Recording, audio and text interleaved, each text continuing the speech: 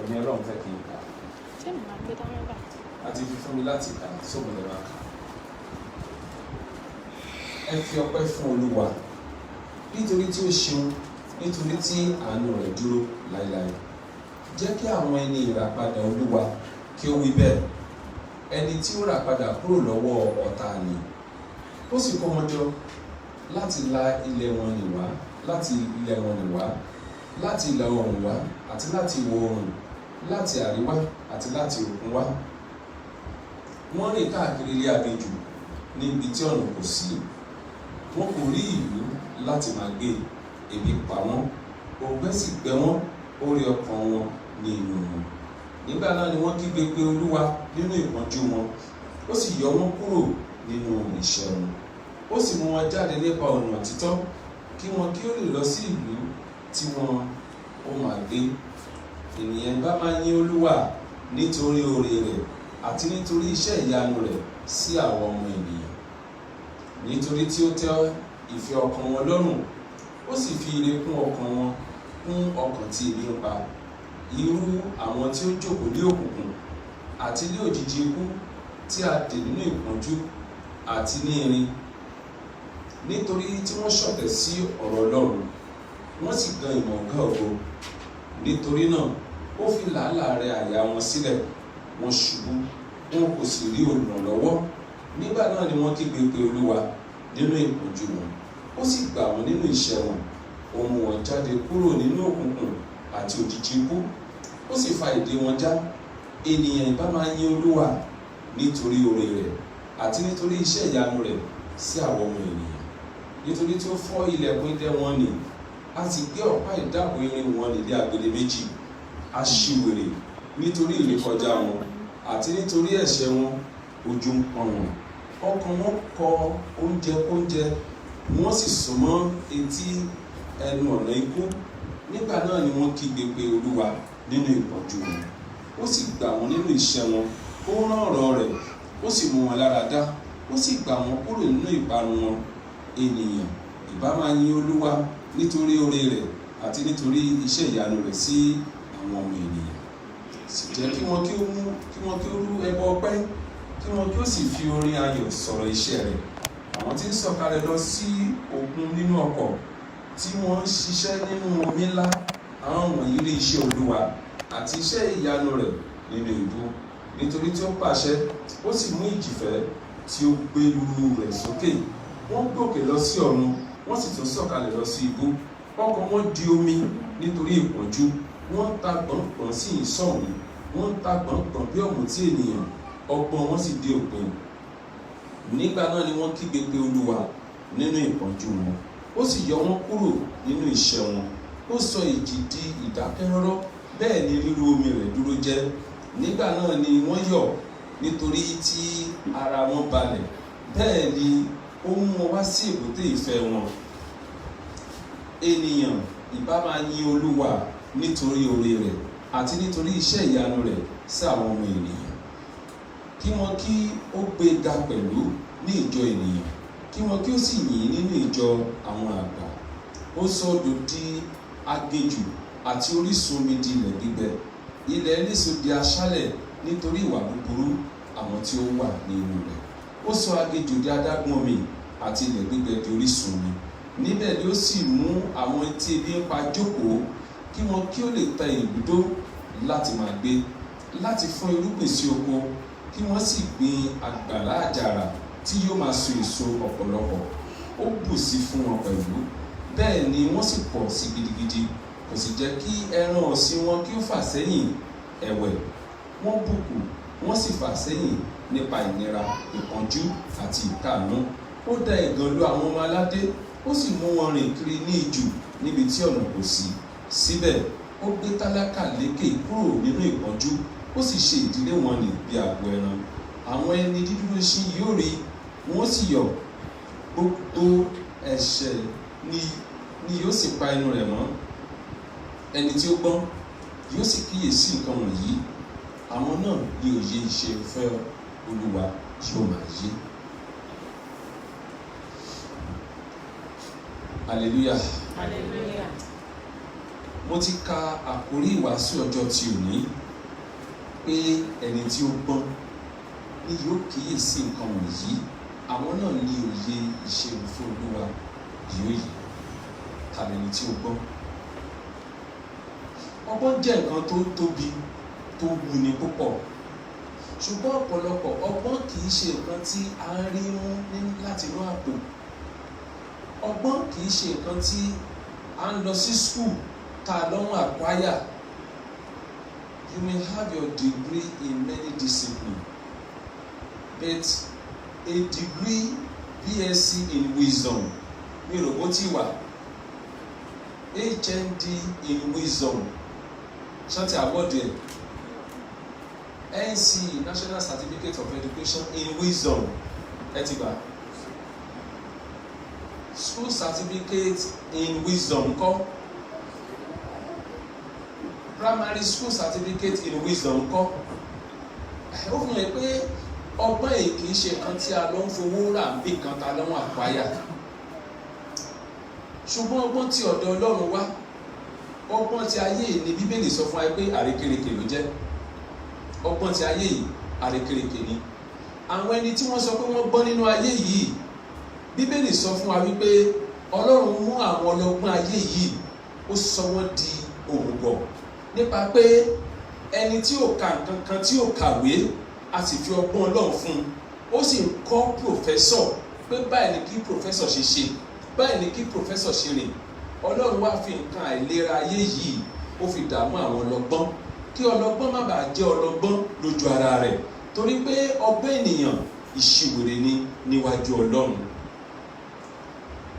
Talẹ́ni tí ó gbọ́n. Nígbà tí a bí Jésù Kristi Olúwa ní ibùjẹ ẹran, Bíbélì sọ fún wa pé àwọn amòye mẹ́ta ń wà, torí pé wọ́n mọ rírì ohun tí ó ṣẹlẹ̀, wọ́n mọ̀ wípé a bí olùgbàlà. Wọ́n sọ nínú ìwé mímọ́ ní Luke ní ṣàtà, ó ní nísinsìnyí àlàáfíà ni fún ayé àti olùgbé ibẹ̀, torí pé ìdáǹdè wá fún ayé. Àwọn amòye mẹ́ta tó wá Jésù Kristi láti lọ bá, wọn mú ọrẹ dání, wọn ò lọ lọ́wọ́ òfo. Àwọn ẹni tí ó gbọ́n di ìsinsìnyí wọ́n ń wá Jésù Kristi, wọn ò wá ayé. Bí wọ́n bá rí owó lẹ̀, wọ́n á wá Jésù Kristi lọ, torí wọ́n mọ̀ pé Jésù Kristi ló ní ohun gbogbo. Ó ní gbogbo nǹkan tí ń bẹ ní ayé àti ní ọ̀run láti fi fún mi, gbogbo agbára lọ́run àti ní ayé àti fi fún mi. Nítorí náà ó fi hàn pé ọlọ́gbọ́n tó ń wá Jésù Kristi ó mọ nǹkan tó ń wá. Jésù pàápàá sọ nínú òwe rẹ̀, ó ní ẹ jẹ́ kí n fi ẹni tí ó gbọ́n, ẹ jẹ́ kí n fi hàn yín. Ó dàbí ọkùnrin kan tó ní ọ̀pọ̀lọpọ̀ owó, tó wá lọ sí oko kan, tó wá rí oko yìí tó kún fún onírúurú iyebíye kan, ó wá lọ ta gbogbo nǹkan tó ní, ó sì fi rà á. Bó ṣe fi rà á, inú ẹ̀ ń dùn lójoojúmọ́ torí pé ó ń rí i. Ìyẹn ni wípé wọ́n sọ nǹkan ayé nù, wọ́n fi ra Jésù Kristi. Èmi gẹ́gẹ́ bí ẹnìkan, àwa ń tajà, ṣùgbọ́n ọjà tí a ń ta a kì í gbowó. Ìwé wòlíì Àìsáyà ní ẹ wá kí ẹ rà láì díyelé, ẹ wá láì sanwó, come and buy. Kí ló dé tí ẹ̀yin fi ń sanwó fún eléyìí tí kò dára, tí kò níye nínú, tí ń díbàjẹ́? Ẹ wá kí ẹ rà. Hallelujah. Àwọn ẹni tí ó gbọ́n, wọn a máa gbé àjàgà Jésù Olúwa. Àwọn ẹni tí ayé ti di ẹrù wúwo lé lórí, tí ọ̀run ti wọ̀, ó ní ẹ wá sọ́dọ̀ mi, ẹ̀yin tí ń ṣiṣẹ́ tí a dẹrù wúwo lé lórí, ó ní àjàgà mi rọrùn, ó sì fúyẹ́. Ẹ bá fún àwọn ọmọ nìyẹn láyè kan wọlé àti ìpàdé. Àjàgà mi rọrùn, ó sì fúyẹ́. Hallelujah. Hallelujah. Ta ni ó gbọ́n? Àwọn ẹni tó gbọ́n máa kíyèsí nǹkan ti Ọlọ́run. Mo fẹ́ kẹ́ bá mi ka Psalm 108 verse 40, Psalm 107 verse 43. Àwọn ẹni tí ó gbọ́n. Ẹni tí ó gbọ́n tí yóò sì kíyèsí nǹkan wọ̀nyí. Ẹni tí jẹ́rí gbogbo nǹkan tí mo ti ń kà látàárọ̀ ní Psalm 107. Ó ní àwọn kan gbọ́ lágbọ́nù wọn ní kíá. Ó ní ṣùgbọ́n àwọn tí ó gbọ́n ni yóò kíyèsí nǹkan wọ̀nyí. Bẹ́ẹ̀ ni àwọn náà ni òye ìṣeun ìfẹ́ Olúwa yóò máa yé.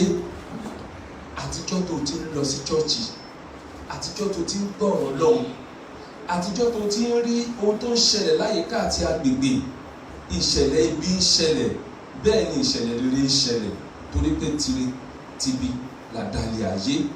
Ẹ̀dá ń ṣe làálàá o, ẹ̀dá ń gbìyànjú o, ṣùgbọ́n ohun tó bá máa wá síwájú ẹ̀dá ń gbà míì, ibi tó bá máa wá ẹ̀dá fúnra ẹ̀ ló máa start ẹ̀, á dẹ̀ máa yọ̀ ọ̀ntì ìgbà tí result ibi yẹn bá dé. Ẹni tí rere bá dẹ̀ máa wá bá náà, òun náà là á bẹ̀rẹ̀, á máa wò ó. Every decision you make today without the wisdom of God surely leads to unhappiness, sorrow and destruction in so many cases. Báwo la ṣe fẹ́ lórí ayé láì ní ọgbọ́n Ọlọ́run?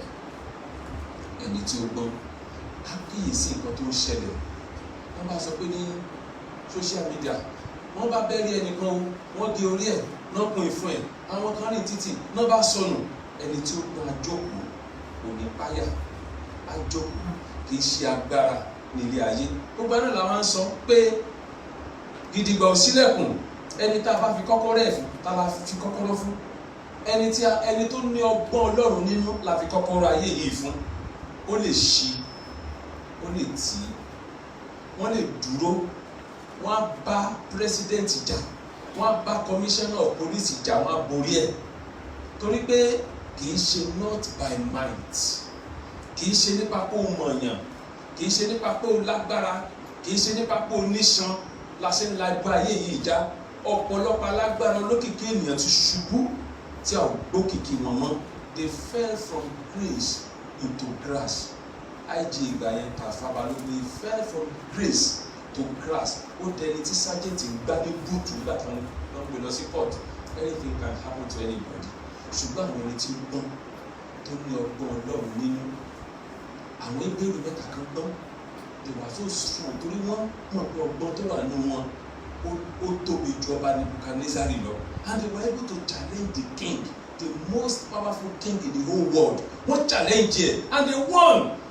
Lẹ́yìn yẹn king yẹn wá, Bíbélì sọ fún wa nínú ìwé wòlíì Dáníẹ́lì, ó ní ọba Nebukadnezari sì fi orí balẹ̀ lẹ́sẹ̀ Dáníẹ́lì, ó sì fi orí balẹ̀ because he is filled with the wisdom of God. Do you have the wisdom of God in you?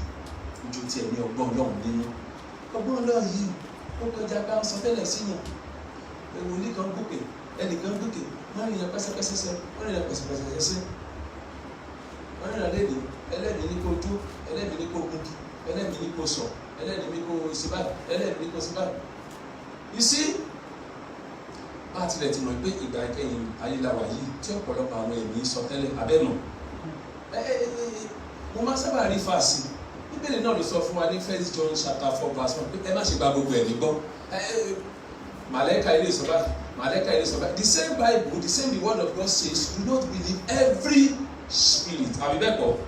Ṣùgbọ́n àwọn ẹni tí ó bá gbọ́n á kíyèsí èrè wọn. Ọgbọ́n ó ní agbára púpọ̀, ọgbọ́n sì borí nǹkan.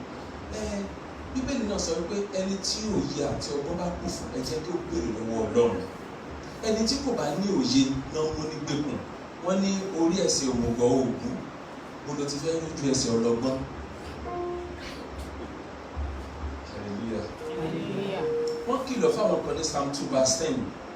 Ẹ bá lọ Psalm 2 verse 10. Ẹgbọ́n nísinsìnyí ẹ̀yin ọba, kí a sì kọ́ yín ẹ̀yin onídàájọ́ ayé. You need to be wise. O gbọ́dọ̀ gbọ́n. Ọgbọ́n kíni? Kì í ṣe ọgbọ́n ti ayé yìí, bí kò ṣe ọgbọ́n Ọlọ́run. Ǹjẹ́ ó ti ẹ̀ gbọ́n? Ẹni tí ò bá gbọ́n, ẹ̀yìn la máa fi rìn lọ síta, á lójú ló fi rìn. Bọ́n bá wí jù bẹ́ẹ̀ lọ, á lójú ló fi rìn. Bẹ́ẹ̀ ẹ̀yìn ló fi rìn títí a fi já sí kànga tá fi rìn sí onímọ̀. Ǹjẹ́ nítorí náà kí ẹ̀yin kí ó gbọ́n, kí ẹ gbọ́n, ẹ̀yin ọba, kí a sì kọ́ yín, ẹ̀yin onídàájọ́ ayé. Kí n tó lọ sí Daniel yẹn, ẹ jẹ́ ká wo Psalm 119 verse 98. Ẹni tí ó gbọ́n, obìnrin tó gbọ́n tolé ẹ̀, ẹni tó gbọ́n, ó máa fi ọgbọ́n tó bá fi ọgbọ́n tolé, kò sí mílíọ̀nù ṣe lè dàrú. Ọgbọ́n ṣe pàtàkì, ọgbọ́n Ọlọ́run. Psalm 119. Ìwọ mú mi gbọ́n nípa àṣẹ rẹ. Nípa àṣẹ rẹ. Ìwọ mú mi gbọ́n ju àwọn ọ̀tá mi lọ nítorí tí ó wà pẹ̀lú mi láíláí. ṣé ẹ rí sìn ẹni tí ó gbọ́n máa ń borí ọ̀tá ẹ̀ kì í ṣe pé kó flex mọ́sù pẹ̀lú ọ̀tá ẹ̀ ogun ìdílé yọ mí lẹ́nu lẹ́nu ogun ìdílé yọ mí lẹ́nu lọ́la ọ̀túnla lọ rí òkè àlọ́ rí òkè 30 days ọ̀túnla tún lọ rí òkè kíní kan àtúnlọ tó wà kíyèsí the wisdom of God ọgbọ́n Ọlọ́run lóòótọ́ kí ní ìyọ mí lẹ́nu mo dẹ̀ ń wo pé àwọn aláàmì sọ wípé ọ̀kan bíbá ìlú ti ń wá lágbájá wọn lálàárí you need the wisdom of God now sit down listen to the word of God kí ni Ọlọ́run sọ rí gbé wò kì í ṣègbà tó bá lálàá tán mo rí yín lójú àlá lẹ́ni ayé yín bàjẹ́ èmi lẹ́yọjú sí ọlọ́gbọ́n kì í fọhùn ohun tó bá máa ṣe wà nínú ẹ̀ á ti mú ẹ tán nígbà tí alágbára bá ń bragat tó ń ga tó ń kúrú ọlọ́gbọ́n á sì kíyèsí àmà wò ó ti mọ ibi tó ti máa mú torí pé nígbà tí alágbára bá ń halẹ̀ ó máa mẹ́ńṣàn gbogbo agbára rẹ̀ gbogbo nǹkan tó fi ṣagbára ló máa sọ mo ní gbẹtugbẹtu màá kàn gba ẹ lálùwò bàbá kan fún mi lórúkà kan jọ kan mi ì tí lò láti gbà yẹn ṣùgbọ́n bóyá ara ẹ gan ni màá ti tẹ̀sí ok ó ní òrùka tí n bá fóònù lẹ́sẹ̀kẹsẹ̀ sí màá sọ fún commissioner of police tàbí ní Òdògbó barracks màá sọ fún GOC ok ó mọ GOC ó mọ kìíní yes for bí mo ṣe wà yìí tí n bá gbáyẹ̀ lẹ́sẹ̀ kan á dákú ni 5 ok ó ní ẹ̀ṣẹ̀ ara tó sì adẹ́bà kájọ àwa ní sùúrù àwa wò gbogbo mi tá ti mọ pátápátá ó ti mọ̀ wọ́n ṣe máa ń mú àwọn alágbára túwẹ́ alágbára ìjẹ́ kankan ta ni alágbára náà alágbára máa ń mèrò bàbá ọ̀lẹ bí o bá jọ ọmọ ọlọ́run tó gbọ́n ó ní àwọn èèyàn mi lọ sí ìgbèkùn torí pé wọn ò gbọ́n wọn ò lóye. Proverb 1:5 àti Proverb 3:35 Proverb 1:5 Proverb chapter 1 verse 5 àti Proverb 3:35. Ọlọ́gbọ́n yóò ṣe kí ni? Yóò gbọ́. Yóò sì máa pọ̀ sí ní ẹ̀kọ́. A máa pọ̀ sí ní ẹ̀kọ́. Àti ẹni òye yóò gba ìmọ̀ ọgbọ́n. Yes. Proverb 3:35. Ok, tó bá rí lọ sí Proverb 9. Àwọn ọlọ́gbọ́n yóò sì jogún ògo. Àwọn ta ló máa jogún ògo? Wọ́n dárúkọ àwọn alágbára bẹ́ẹ̀. Wọ́n dárúkọ àwọn tó mọ̀yàn. Wọ́n dárúkọ àwọn ẹlẹ́mìí tó ń gòkè ẹ̀mí. Àbọ̀n dárúkọ ẹ̀. So àwọn wo náà sọ bẹ́ẹ̀ yẹn mà? Àwọn ọlọ́gbọ́n yóò sì jogún ògo. Wọ́n ní àwọn ta ló sọ pé ó máa jogún ògo? Ìwọ tó ń wá ògo kí ló yẹ kó kọ́kọ́ ní? Torí pé tó bá fún ẹ lógo yẹn tó gbọ́n àkàrà àti búrẹ́dì náà fi gba ògo yẹn lọ́wọ́ ẹ̀ torí pé ò gbọ́n. Apọ̀dà ọmọ tá 100,000 cash lè lọ́wọ́ tó dádẹ̀mí láfọ́ mi. Ìgbà wẹ́lẹ̀ náà fi akọ̀ wá ẹṣẹ́ dájẹ́ ló fún ẹ kó wá jẹ báyìí ká wọ́n fi ẹyọkan lé lọ́wọ́ ẹyọkan lé kó máa ń báyìí dádẹ̀mí láfọ́ mi dásà wọ́n ti gba 99,000 wẹ́. Bọ́bá fún ẹ lógo tó gbọ́n apọ̀dà ọmọ wọn á gba ògo yẹn lọ́wọ́ ẹ ṣùgbọ́n tó fẹ́ ògo kọ́kọ́ lọ gbọ́n ọgbọ́n Ọlọ́run kì í ṣe àrékérekè ti ayé ọlọ́gbọ́n àwọn ló ní ògo. Ṣùgbọ́n àwọn aṣiwèrè ní òwe ìtìjú wọn. Wọ́n ní aṣiwèrè aṣekíni àrò ìtìjú ẹ̀ bó jẹ́ pásítọ̀ jẹ́ prọfẹ̀tì ó jẹ́ wọ́tẹ́kọ̀ oyè tó wù tó bá jẹ ṣùgbọ́n ò gbọ́n kí wá ní ẹ́ wọ́n ní abímọ ọmọ gbọ́ ni kó má bàa kú tó ṣé kó sáà lè kú sí àgọ́ sáà ni wọ́n ní kí ló wá ń pa ọmọ bí ìṣàgọ̀ kọ́mọ olómi bá ti gbólómi yìí sílẹ̀ dáadáa kí sì ti pure water natural water kí ló máa bá ọmọ tó gbẹ̀ tó sípò ẹ̀ tó náà ó ti ẹ̀rí kọ́ ẹlẹ́nu ó ti ẹ̀dùn tó tún sípò ẹ̀ hospital kò lè gbá. lóbi jẹ́ pé wọ́n ní gbogbo akin ló da ṣùgbọ́n akin dání kò sí kíni kò da dọ̀gẹ̀dẹ̀ nínú dàda tiẹ̀ da pẹ̀ dàda dídí bí ò bá ní kò da kéèyàn gọ̀. Proverb 9:12 wọ́n ní tó bá gbọ́ ó gbọ́ fúnra rẹ̀ mo bá gbọ́ ìwọ ló máa jèrè ẹ̀ ṣé kò wáyé kó gbọ́n bí ìwọ bá ṣe kíni bí ìwọ bá gbọ́n fún ara rẹ. ìwọ gbọ́n fún ara rẹ. wọ́n bí wọ́n bá ṣe ẹlẹ́gàn. ṣùgbọ́n bó bá jẹ ṣe rí àwọn ọ̀dẹ̀ aṣiwèrè ló ń gan ẹnìkejì àwọn akídanidání àwọn amúgun mẹ́kọ̀ọ́ èèyàn àwọn ló jẹ ẹlẹ́gàn kí ló máa ṣe. wọ́n nìkan ni yóò rú. hallelujah. Hallelujah. Wọ́n ní fún Ọlọ́run. Daniel sọ ní Daniel chapter 3 verse 3. Àwọn ọlọ́gbọ́n máa ń tàn ayé wọn ìṣókùnkùn torí pé ògo máa ń bright àwọn ọlọ́gbọ́n yóò sì máa tàn bí ìmọ́lẹ̀ òfurufú. Àwọn ọlọ́gbọ́n yóò máa tàn bí ìmọ́lẹ̀ òfurufú. Àwọn tó sì yí ọ̀pọ̀lọpọ̀ padà sí òdodo. Àwọn tó bá wá ń yí ọ̀pọ̀lọpọ̀ padà sí òdodo. Yóò sì máa tàn bí ìràwọ̀ láé àti láéláé. Wọ́n á máa tàn bí ìràwọ̀ láé àti láé. Tẹ̀síwájú dé 10. Ṣùgbọ́n ìwọ Dáníẹ́lì sí ọ̀rọ̀ rẹ náà mọ́ òun. Sí ọ̀rọ̀ yẹn mọ́ òun. Kí o sì fi èdìdì di ìwé náà. Nítorí títí fi di ìgbà ìkẹyìn ọ̀pọ̀lọpọ̀ ni yóò máa wádìí rẹ. Ìwọ yóò sì di púpọ̀, ìmọ̀ yóò sì di púpọ̀. Ìmọ̀ yóò di púpọ̀. Nígbà náà ni èmi Dáníẹ́lì wò ó. Yes. Mo kíyèsí. Àwọn méjì mìíràn sì dúró ní ọ̀kan lápá ìyìn létí odò àti èkejì lápá ọ̀hún etí odò. Ṣẹ́ẹ̀rì ìrànlá ló sọ yẹn.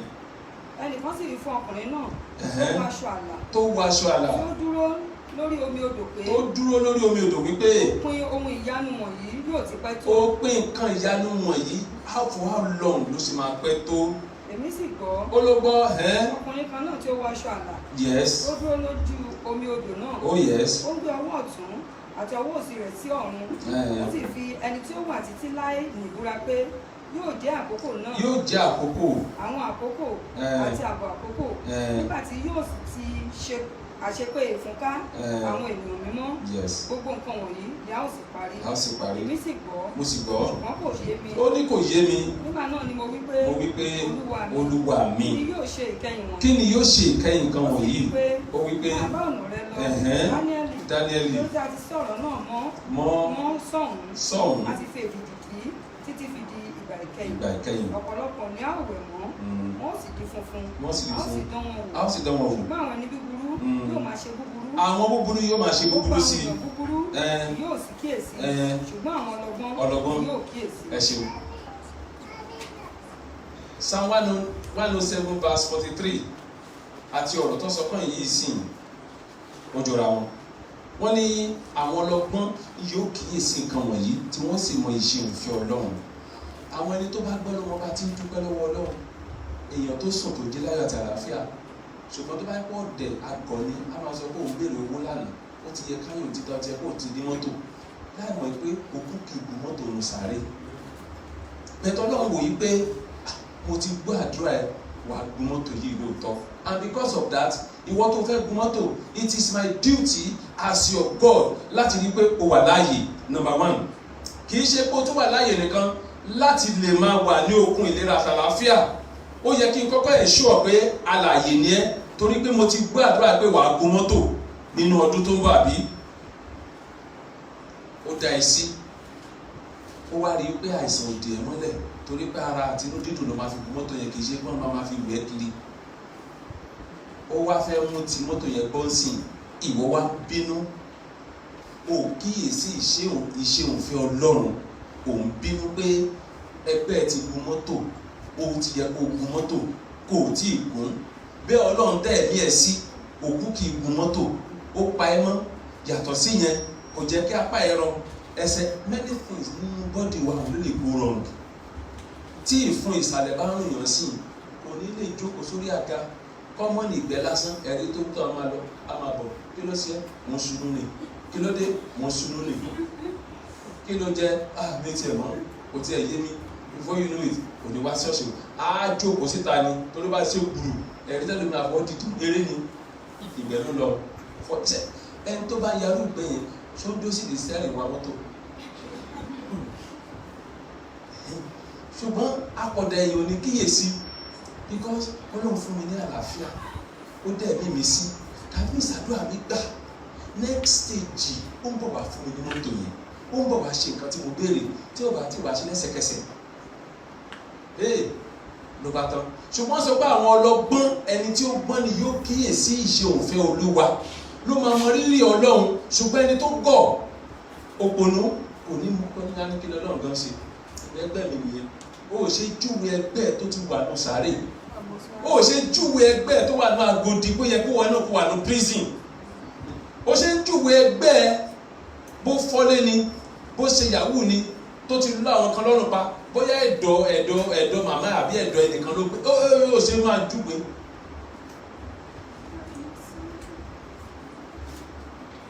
Ènìyàn tí ò mọ oore kò lè dúpẹ́ oore rẹ̀.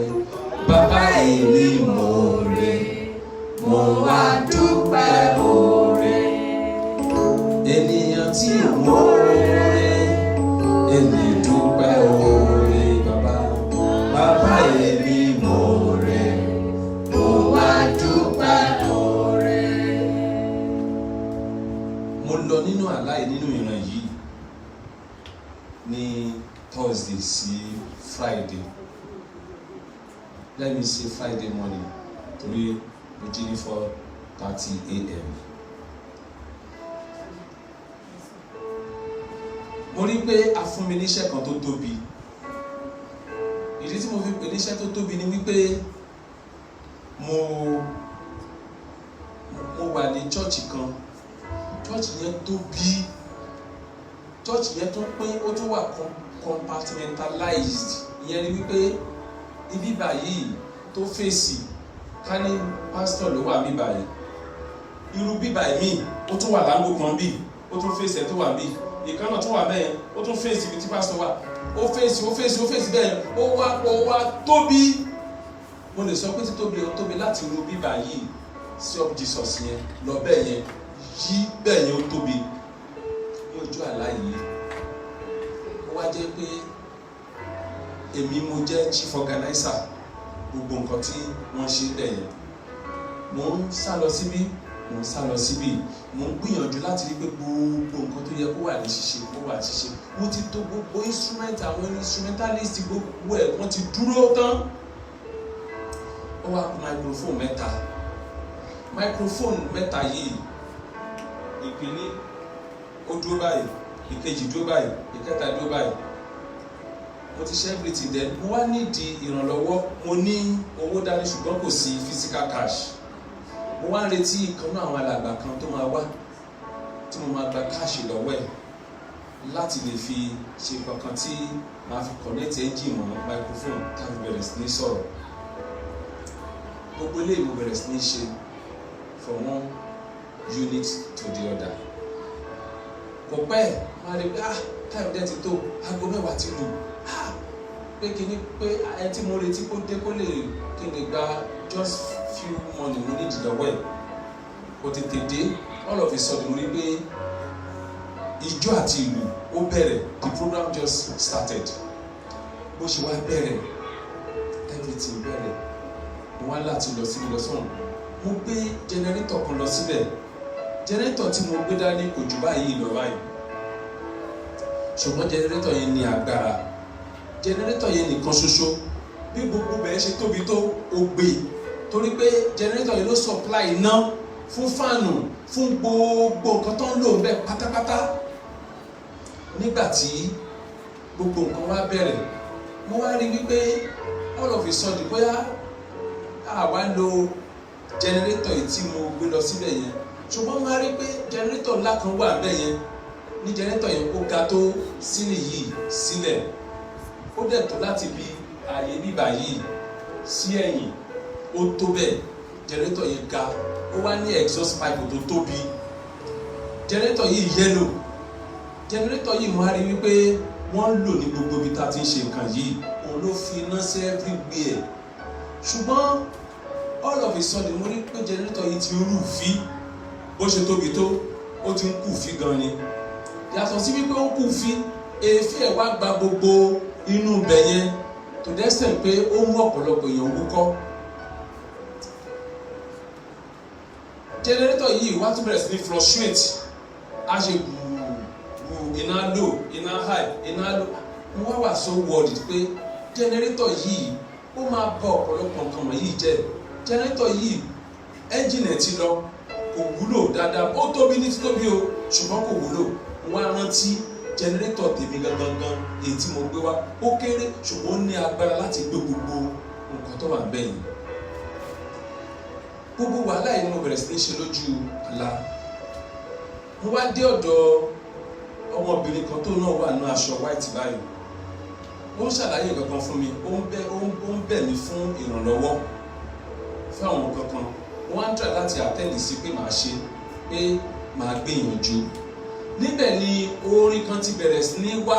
Orin yìí, gbogbo ọ̀rọ̀ tó sọ nínú orin yìí pátápátá ó wá wọnú etí mi. Ó wá dàbí ìgbà tí mo gbé earpiece tẹ́ńpé àbí tí mo gbé sétí.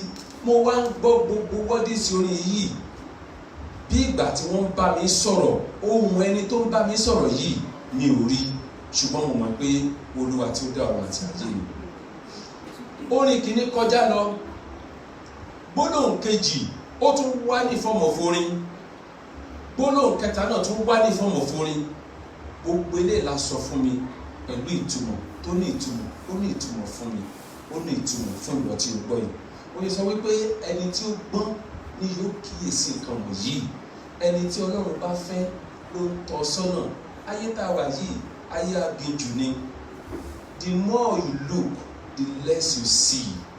Bó ṣe wọ ọ̀kan yẹn tó rí nǹkan kan, ọ̀pọ̀lọpọ̀ nǹkan ló rí níbẹ̀. Ọ̀rẹ́ ẹ̀ tó rẹ́rìn sí yẹn, tẹ́jọ rẹ́rìn síra yín yẹn, ó rí lójú kó rẹ́rìn sí ẹ, ṣùgbọ́n ọ̀pọ̀lọpọ̀ nǹkan ló wà ní ìsàlẹ̀. Wọ́n ní Ọ̀yọ́ náà dúró tínú ẹ̀ dọ̀bálẹ̀. Ohun tá a bá rí lójú fisikálì là ń sọ.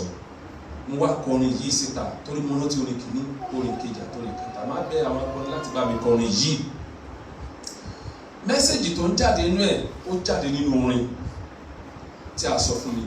Ìvẹ́ẹ̀tì tó wáyé yìí ó nítumọ̀. Lẹ́sẹ̀kẹsẹ̀ tí mo lajú sáyé, orin wọ̀nyí continue. Mo bẹ̀rẹ̀ sí ní gbọ́, mo dìde, mo jókòó sí sitting room. A fi yé mi pé ìjẹun jẹ́wọ̀n pé jẹnẹrétọ̀ tó tóbi yẹn òun ló ní í ṣe pẹ̀lú agbára tó supply gbogbo bí church yẹn ṣe tó, bí church ńlá yẹn ṣe tó, bí gbogbo kíní yẹn ṣe tó. Tí mo wá rí wípé títóbi kíní yẹn ń sìn, agbára yẹn ti ń kù fí majorly nínú ẹ̀mí. Tá a bá rí nǹkan tó yẹ́lò, ó ń túmọ̀ sí ẹ̀bùn ẹ̀mí mímọ́. Mo lè ṣe rí àwọn míì, wọ́n á ní wọ́n tan candle yellow, kò dìgbà tó tan candle yellow. Anything yellow ó túmọ̀ sí the prowess, the gift, power àbí nǹkan bẹ́ẹ̀ yẹn bí blue náà ṣe ń sọ. Now bí generation yẹn tó tóbi tó kò lè gbé ibẹ̀ yẹn mọ́. Generator yẹn ti ń dákú, kò ní agbára mọ́ ní ojú ti Ọlọ́run. Ọ̀run ti wọ́n ti wọ̀n yí pé gbogbo kí ni o tó supply gbogbo àwọn yìí o tó múná fún wọn kò ní agbára máa ti gbé spiritual life wọn. And because of that ó ti ń kú fí.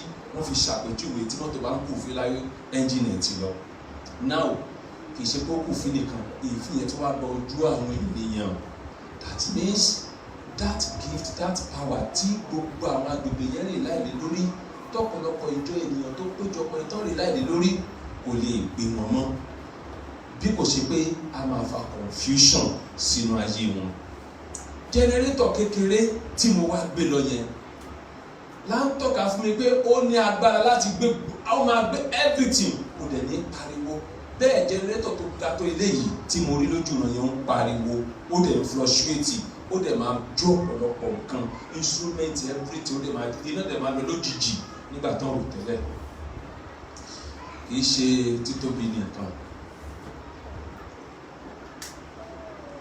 Kò dìgbà tó bá lọ sí chọ́ọ̀chì ńlá kó tó rí Ọlọ́run. Chọ́ọ̀chì tó tóbi, agbára Ọlọ́run ti dé gbogbo ẹ̀. Kò sí bẹ́ẹ̀ mọ́.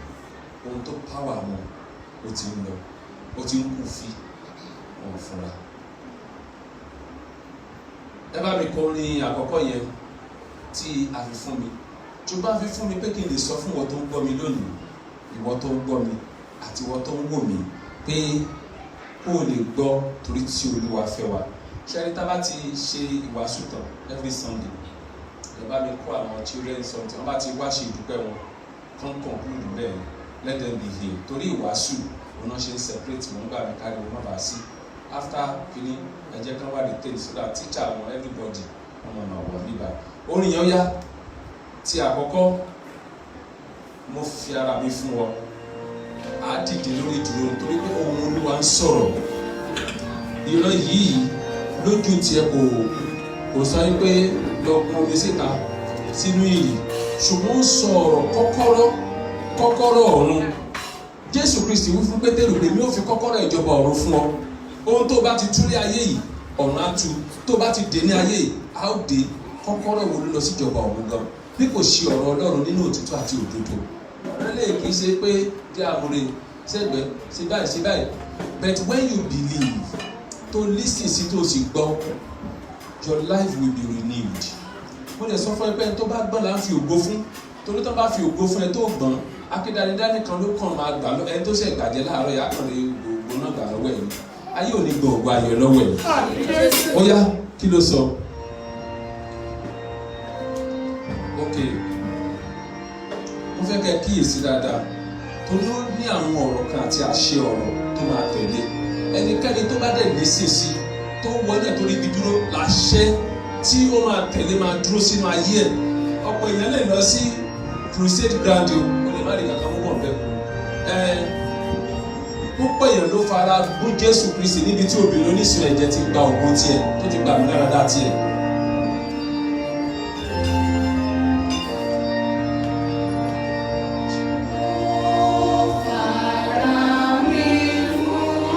Jésù ló bá mi sọ̀rọ̀ yẹn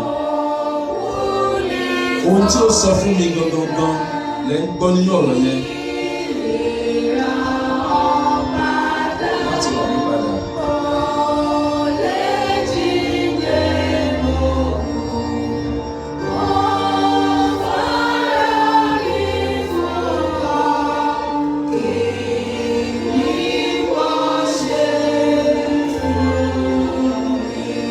Jésù Kristi fara ẹ̀ fún mi kí lèmi gan wá ṣe fún ohun tó wọ́n mọ mi létí nínú ìran náà ni mo sọ fún yìí kẹ́kẹ́ bọ́ ti gbé kalẹ̀ òun lẹ ti ń gbọ́ yìí Jésù Kristi kú fún ọ kí ni nǹkan tó ṣe fún mi kí ni nǹkan tí mo ṣe fún mi.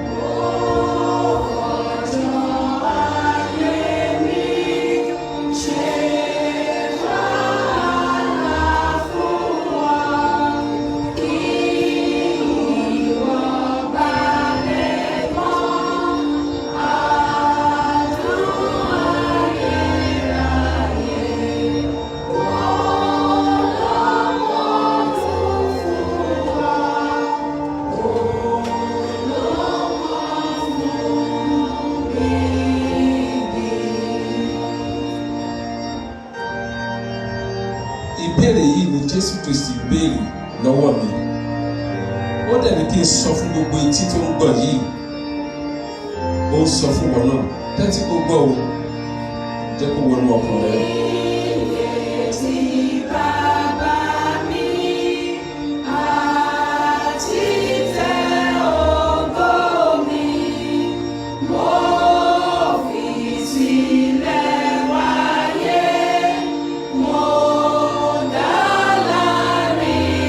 Jésù dára rìn kiri nítorí tiẹ̀ nítorí tèmi. Ó filẹ̀ torí tèmi.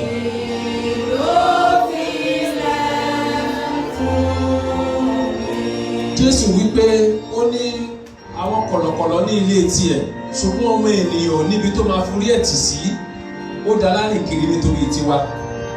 Ọjà bá ti wá $100 wá àbí fún Ọlọ́run ó ní kí ló filẹ̀ nítorí tèmi gan tó fi lélẹ̀ ní kí ló filẹ̀ tó sọ pé Ọlọ́run dẹ̀ rí mi pé mo fi gbogbo ayé mi fún ọ. What exactly kí ni mo ṣe láti sọ ní tọ́lọ̀ ṣe fún mi?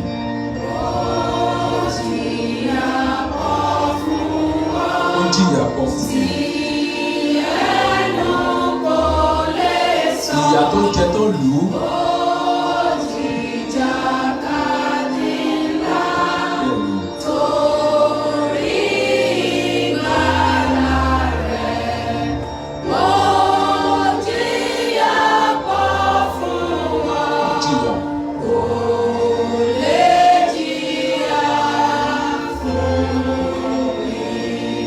Ìyàwó ló ti jẹ́ nítorí ti Jésù Kristi ẹlòmíì ẹjọ́ wẹ́wẹ́ ni bá ti rojọ́ tá tújọ bá ti rojọ́ tá dìrìkì sí bá ti rojọ́ pa ọmọ ẹnì kejì lọ bá káàkiri ẹni tí Jésù Kristi torí ẹ̀ kú ó tún bàṣẹ Olúwa jẹ́.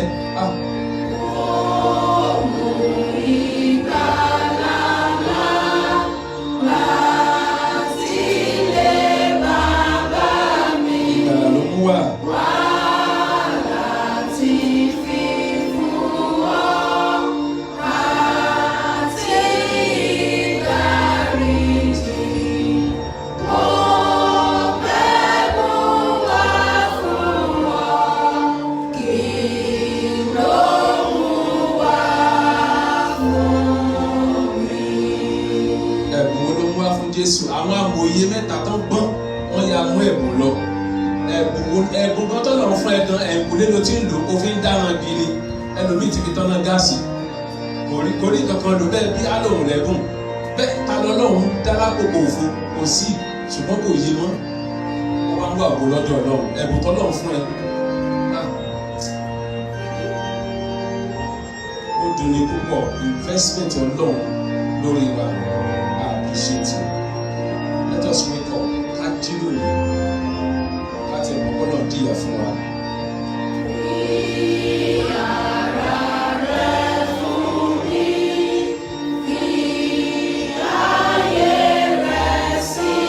Fàyè rẹ̀ sí mi fara rẹ̀ fún Ọlọ́run. Díjú sí nǹkan báyé.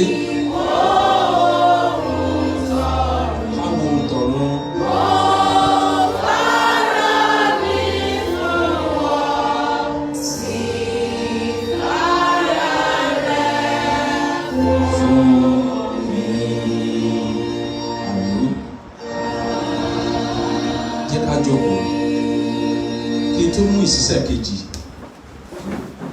Jésù Kristi imagine tó bá jẹ́wọ́ ni wọ́n ní láti ti kọ́ ṣe ní ọ̀rọ̀ wà ọ̀rọ̀ sì wà pẹ̀lú Ọlọ́run nípasẹ̀ rẹ̀ ládá gbogbo kò sí nǹkan tá a dá bí kò sí nípasẹ̀ ọ̀rọ̀ yìí wọ́n nígbà kan ṣí ìwé náà ní ọ̀run ta ló tó bẹ̀ láti lọ ṣí ìdìdí yìí ta ló tó bẹ̀ láti lọ jìyà fún àwọn ènìyàn ta lẹni náà Jòhánù tó kọ ìwé ìfihàn ní kò sì sí ẹnì kankan ó ní mo sì bú sẹ́kún ó nìkan náà àwọn àgbààgbà sì wá ó sì fọwọ́ lé mi ó ní wọn sọkún náà ó ní kìnìún ẹ̀yà Júdà ní ká ti pa ọ̀dọ́ àgùntàn Ọlọ́run ó lóun ló tó láti ṣe sí ó ní mo sì rí ẹni tí a ṣálẹ̀ ọgbẹ́ ní orí ó sì ṣí ìwé náà ó wá fi lé ọ̀run sílẹ̀ wọ́n wá disgrace ẹ̀ láyé wọ́n disgrace ẹ̀ ẹ̀rọ ìpìtì ètò ṣe kíní kan wọ́n ní sọ̀rọ̀ ìlú tí ó lè gbára ó dórí igi àgbélé tó gan wọ́n ní àti sọ fún ẹ kó máa tán lẹ́yìn ẹ àti sọ fún mi o àwọn ti sọ pé bó bá ṣe tiwa kó omi àgbẹ lẹ́yìn ẹja ṣé kò tàn ibi sọ̀kalẹ̀ ń sìn kó o wá gbára ẹ̀ là ó ní wọ́n á sọ bẹ́ẹ̀ sí ó dẹ̀ wá sọ ó ní níwọ̀n tó sọ bẹ́ẹ̀ sí òun ó ní mélòó bẹ́ẹ̀ náà lè sọ sí ìwọ yìí ó nítorí pé akẹ́kọ̀ọ́ kì í ju olùkọ́ ẹ̀ lọ ó ní wọ́n sọ bẹ́ẹ̀ sí òun báwo náà ṣe ní sọ sí ẹ pé kò tán ẹ báyìí àṣẹ ẹlẹ́gàn ò lè tán àwọn tí ń ṣẹlẹ́yà ẹni wọn lè tán ó lè torí tí wọ́n wo ayé ṣùgbọ́n kó wo Jésù Kristi ó ní mo fara mi fún ọ mo kú nítorí rẹ kí ló wá báyìí kí wá ní what is the problem of this life ilé ayé o lè sùn lẹ́nu kó má jìnnà èèyàn jáde ló ti bẹ̀ ó dé mọ́ṣúárì à ń dúpẹ́ kan nígbà tá a ṣe sọ wípé mo dúpẹ́ 100 naira tó wà lápò mi mo ti ẹ̀ ní 1000 nígbà mo ní mo fẹ́ jẹ pàdé yà ó ti ẹ̀ jẹ́ ọtún oúnjẹ yìí náà ni oúnjẹ yìí náà ni torí bóò jẹ́ dáadáa kò dáa torí tó o bá jẹ tó o ná tó o fi sí báńkì ìjọ jẹ́ mọ̀ pé ẹni ẹlẹ́ni ní bọ́ṣọ lára òkú owó tó bá wà lápò ẹ̀ wọ́n á kó èyí tó wà ní báńkì ẹlòmíì ló máa ná abọ́dọ̀pọ̀ ló máa ná kò lè ná mọ́ torí pọ̀npọ̀n kílà kó wà kúnjọ yẹn bẹ́ẹ̀ ó kú ẹlòmíì ló máa ná owó yẹn aago ọwọ́ ẹ̀ ẹni ẹlẹ́ni ló máa bọ́ ṣòkòtò tó wọ̀ ẹ̀wò tó wọ̀ ẹlòmíì ló máa bọ́ ẹlòmíì ló dẹ̀ máa wọṣọ sí lọ́rùn o fẹ́ tó dìgbà yẹn o tó jẹ bíyàn wo ẹ̀jẹ̀ kí ló ní tó jẹ o fẹ́ sèvù owó sàkáǹtì kó wá wo báńkì àkáǹtì ẹ 500,000 ẹnìkan lè ṣàkọsí ẹ lè ṣàkọsí mi nínú ilé o bàtà bínú jáde máa bínú jáde. A ló sọ fún ẹbí ní ọjọ́ kejì àṣemọ́ ẹ̀mí tí ò ní guarantee. We live on uncertain world láwa yìí, anything can happen to anybody at any time. Ṣùgbọ́n Jésù mọ̀ yìí pé if I bless you in this world lóòótọ́ máa bless yẹ kí ẹnu ẹlẹ́gàn kó lè pamọ́, but still tí n bá bless yẹ láyé yìí wàá kú. All those blessings we still go inú ayé ló ti mọ́. Ṣùgbọ́n tó o bá wá ní blessing láti bá bless ẹ láyé tó o bá wá dé ọ̀run tó o bá wá ní kankan kí wá ní ìtumọ̀ blessing tó o bless ẹ láyé ní Jésù wá sí wà áfítà ọkàn wa. Jẹ́ ká gbọ́ ọkàn rẹ̀ là, jẹ́ kó gbọ́n kó mọ ọ̀rọ̀ Ọlọ́run. Ẹni tí ó bá gbọ́n ni yóò kíyèsí nǹkan yìí. Òun bá gbọ́ ẹni ẹ̀ka tó ti fi ṣàjà rẹ̀ ṣé ìyànà bá ń lò ní sẹ́gbẹ̀ẹ́ gbọ́ jẹ́jẹ́jẹ́. Ó ti tán nìyẹn, òmùgọ̀ ti gbọ́n nù. Ṣùgbọ́n bá ọlọ́gbọ́n wí ìtùnú ìtura rẹ̀ yóò di fún ọkàn rẹ̀. Orin kejì ó wá pẹ̀lú ẹ bá wo orin kejì yẹn àjọ máa kọ́ ni. How great thou art. Mo ń gbọ́ níwò etí mi ká sọ fún mi for everything fún ọlọ́gbọ́n ènìyàn ó máa di ọ̀rọ̀ yìí. Oore ọ̀fẹ́ ni mo ní tí ìṣe àwọn ìran ti gáràjì ni mo rí tí ìṣe àwọn ìran ṣùgbọ́n tá a rán mi létí ọ̀run, tá a rán mi létí ìwà láyé mi, tá a rán mi létí ohun tó yẹ kí n ṣe láyé, ohun tó yẹ kí n mọ̀, tó yẹ kí n ṣe, tó yẹ kí n rìnrìn tó tọ́ láti gbé ìgbé ayé mi láti wúlò fún Ọlọ́run kémi náà má bàa sọnù. Ẹni tí ò ní Ọlọ́run sọnù ní ayé yìí ká sọ pé ajẹ́wòlì èní o èní sì ogéran ó lẹ́fọ̀ọ́ mọ̀lẹ́ni ó lẹ́nu ìyẹn kọ́ ló máa jẹ́ ó lè ṣe gbogbo nǹkan tó láyé kéèyàn sọnù pátápátá. Ṣé bẹ́ẹ̀ mọ̀ ẹ́ dídé pé lẹ́kọ̀ọ́. Ẹ̀kọ́ Yorùbá ẹ̀ tẹ́ bá ti rí Yorùbá ẹ̀ ẹ̀kọ́ Yorùbá ẹ̀. Ẹnì kan ẹsẹ̀ mẹ́ta ń bẹ̀ ẹ̀ sọ̀. Ẹ sínú fóònù tiẹ̀ ti di. Ọ̀run lọ́wọ́.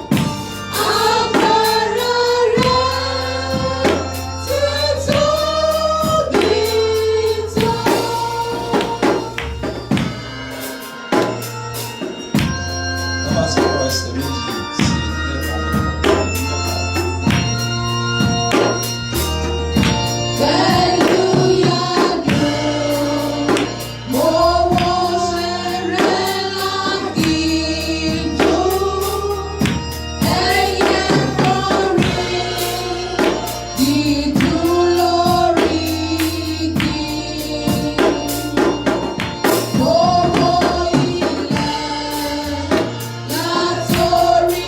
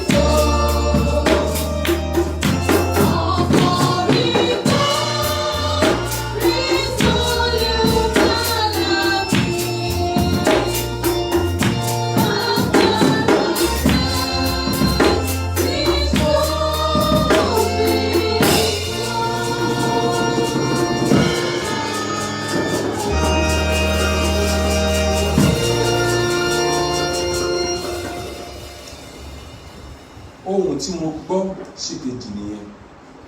Ṣé rí ohun yìí ní gbígbọ́ ó hàn mí létí gan ni. Apparently ẹ̀mí Ọlọ́run alààyè tó ń bá mi sọ̀rọ̀ ó fẹ́ kí n gbọ́ kí n dẹ̀ kíyèsí gbogbo tó sọ. Ó sọ tàkọ́kọ́ sọ ti kejì. Ìkẹta lélẹ́ yìí, I am so glad that Jesus loves me. Mo shoot ẹ̀ pé ká lè rí.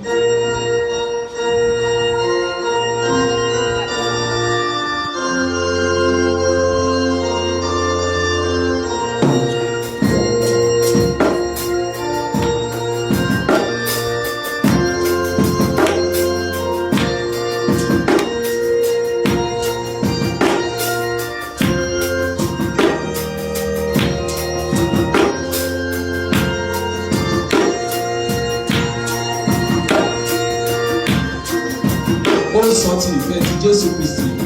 I am so glad that he just loves me.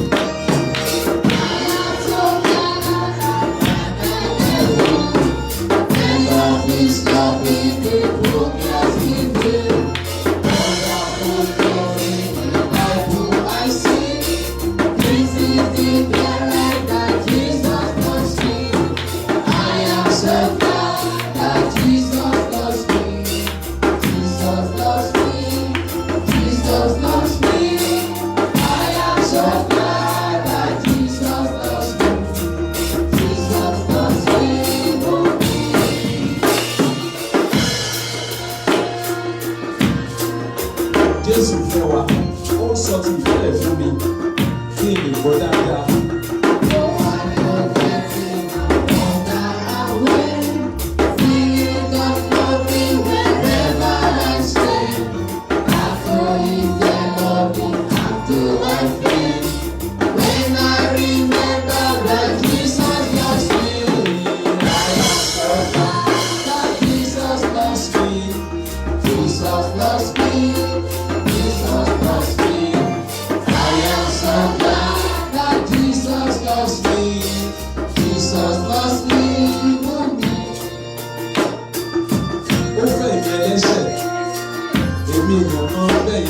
Ọlọ́run fẹ́ mi.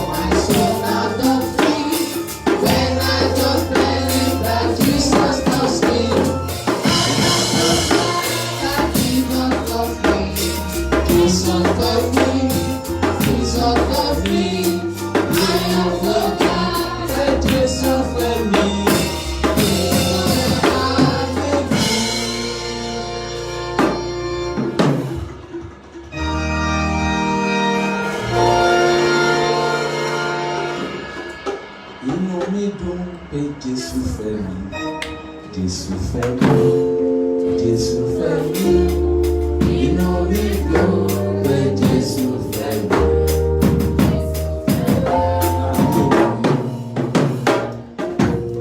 Ó ní kí o bá bá aṣọ yìí.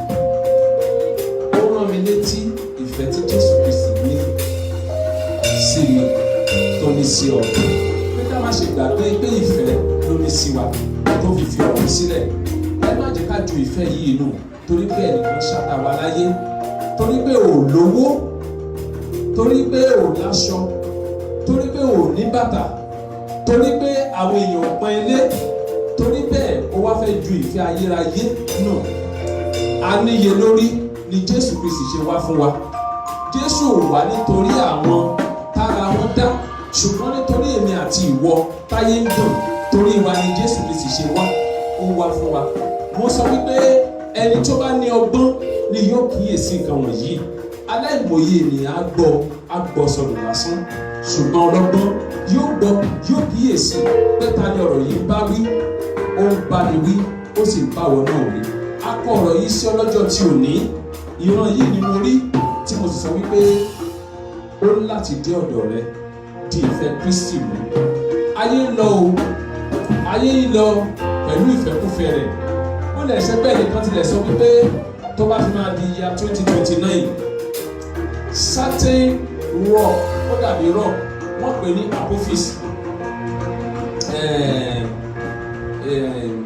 Ìkànnì àwọn brọ́dà wa àìjẹsàn lájọ discuss ẹ̀ tó send the yes. Mo wá lọ sórí Facebook really, mo wò ó. It's a kind of kí ni táwọn scientists náà ti mọ̀ pé ó máa ṣẹlẹ̀. Wọ́n máa ń wọ ọgbọ́n kan láti fi prevent ẹ̀. Ṣùgbọ́n tó ń sọ̀rọ̀ yìí ó ní tẹ́ bá lọ wọ Revelation chapter 8.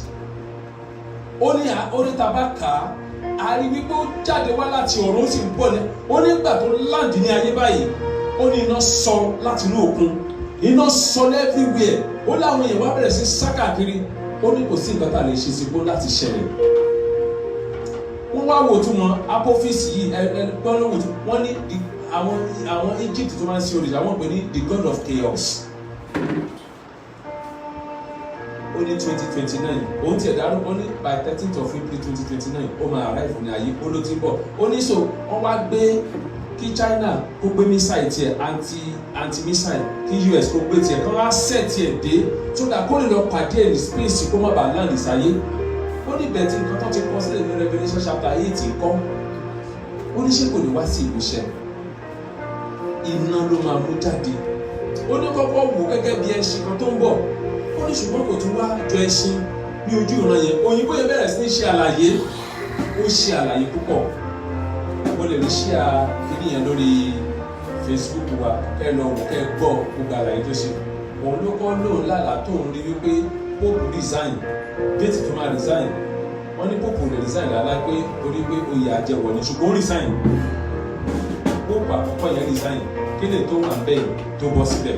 Tí ó ló máa láǹdì láyé tó bá láǹdì ọ̀pọ̀lọpọ̀ ló máa kú. Ó ní àwọn èèyàn wá bẹ̀rẹ̀ sí bẹ̀bẹ̀ Ọlọ́run o ṣàánú wa gbà wá dáríjì wá. Ìṣẹ̀lẹ̀ burúkú yìí ó mú kí ọ̀pọ̀lọpọ̀ kó mọ Ọlọ́run.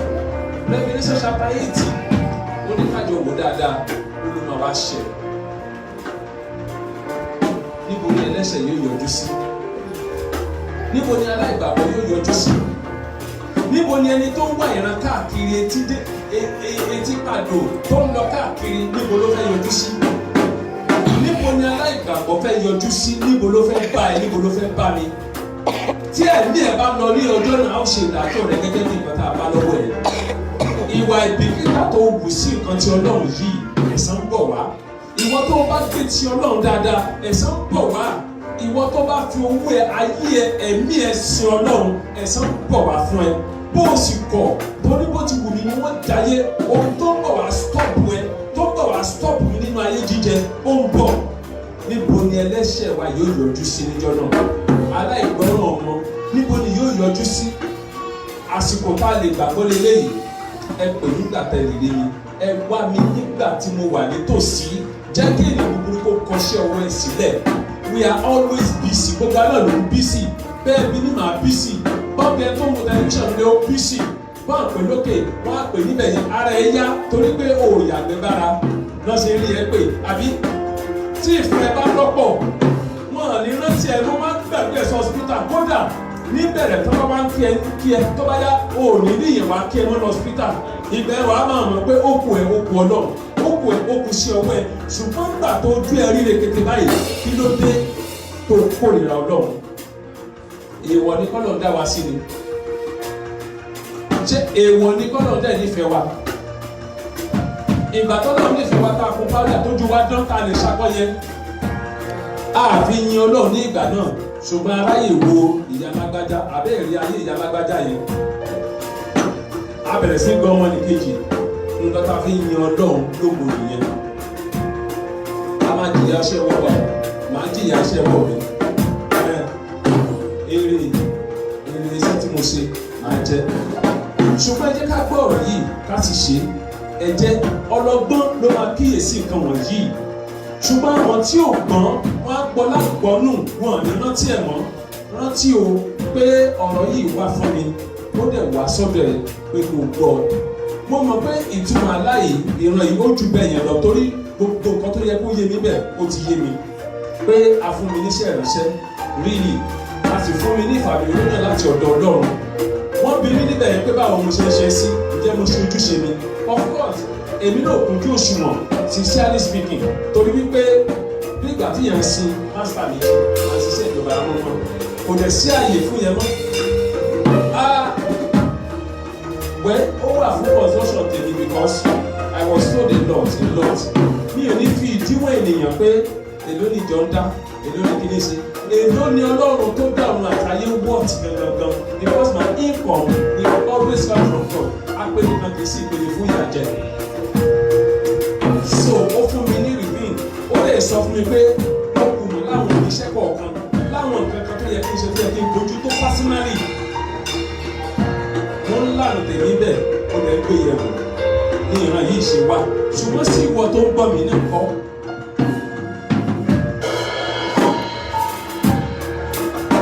A ministry iṣẹ́ ìránṣẹ́ tó bá di ti ọ̀dọ́ náà wá is blessed already it is kì í ṣe àwọn èèyàn tó ṣẹ̀ wọnú iṣẹ́ ìránṣẹ́ yẹn ló máa bless iṣẹ́ ìránṣẹ́ yẹn iṣẹ́ ìránṣẹ́ yẹn ló máa bless gbogbo àwọn èèyàn tó wá síbẹ̀ because a ministry tó wá láti ọ̀dọ̀ Jésù Kristi Olúwa directly from God is blessed already gbogbo ẹnikẹ́ni tó bá darapọ̀ mọ́ iṣẹ́ ìránṣẹ́ bẹ́ẹ̀ we receive the blessing according to òṣùwọ̀n tí a gbé kalẹ̀ nínú iṣẹ́ ìránṣẹ́ yẹn. Now, blessing yẹn will not be physical. Ajẹ́ physically ta lè rí. Ayé wọn dá wọn kọ́lé wọn ra mọ́tò wọn gbilẹ̀ wọ́n nìkan ṣe àlàáfíà wà fún wọn síkì. That is the physical blessing to manifest. Part of this physical blessing, those members will now bring wọ́n wá mú láti inú physical blessing yẹn wọ́n á mú wá sínú ministry yẹn again láti lè present evidence of physical blessing. Spiritual blessing will always come from God through the ministry into the lives of everybody tó bá gbọ́dọ̀ ministry yẹn. Physical blessing ó máa ṣe manifestation tó hàn lára àwọn tó wà lóṣẹ́ ìránṣẹ́ yẹn. So a ministry is blessed already. Kì í ṣe tó wọnú ministry wa no bless ministry but the ministry will bless those who come into that ministry and the physical blessing tọ́nítọ̀ wá nígbà àwọn olùdaríwá wá bẹ̀ ọ̀ àwọn ọmọdé wá láti mú physical blessing láti fi bless ministry yẹn physically. Ministry bless kọ́nà bless through ministry kọ́ wá ra mọ́tò inú àwọn èèyàn á dùn pé ministry yẹn ní mọ́tò àbí bẹ́ẹ̀ kọ́ spiritual blessing will always come from God into that individual and that individual will in turn bless the ministry. A ministry is blessed. A ministry that derives its source from God is blessed already. So therefore ministry kàbánà yìí láì fẹ́nu pinnu láì ṣe olùfọ́ọ̀mù is a ministry from the God Almighty. As long tí Jésù Kristo wà bẹ láàyè the ministry will always flourish. Either mo fẹ́ o mo kọ̀ o either ẹ̀yin fẹ́ o ẹ kọ̀ o since it is from God ohun tó ṣe ti Ọlọ́run kò lè parun I am very certain mo wà láàyè o mo ti lọ o it will always be. Olúwa yóò ràn wá lọ́wọ́ afẹ́gbà bá ń sìn. We want to pray. We want to pray. We want to pray.